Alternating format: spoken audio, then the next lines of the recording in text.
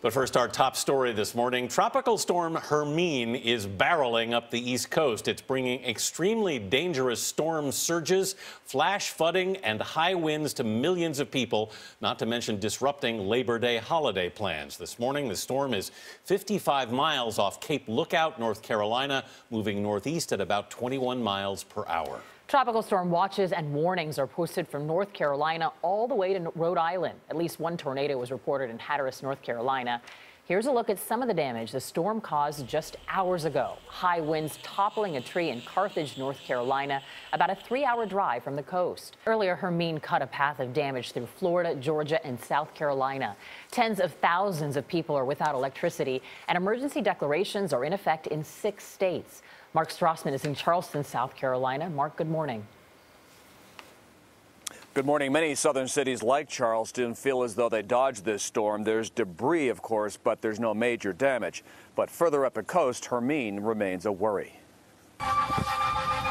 Overnight, Hermine swept through the Carolinas, causing heavy rain and wind to whip through Charleston. The storm left many homes severely damaged, including that of 90-year-old Jean Nelson. A tree crashed through her house. We just were amazed. It was just the most awful thing you think would happen. Further north, the town of Atlantic Beach, North Carolina, suffered heavy flooding. There was at least one major car accident due to the storm. Hermine made landfall in Florida early Friday as a Category 1 hurricane, the first to hit the state since 2005. It brought storm surges and flooded entire neighborhoods, including this one in Tampa, and caused more than 300,000 people to lose power. Large wind gusts snapped trees, one of which killed a homeless man after it fell on top of him. Later, the tropical storm tore through Skidway Island in Savannah, Georgia. A possible tornado caused major damage to a dozen homes in the area. We had significant crashes going on around us, and looking out my front door, there was no clear path out of my house. I had lost the front of my house.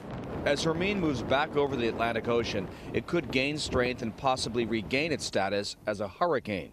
More than a foot of rain could fall in the southeastern and mid-Atlantic states through the weekend.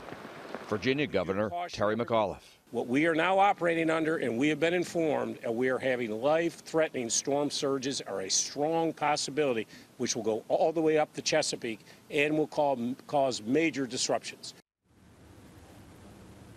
Even without major damage here, Hermine cost the Southeast plenty, millions of dollars in losses along the coast from vacationers who canceled Labor Day weekend plans.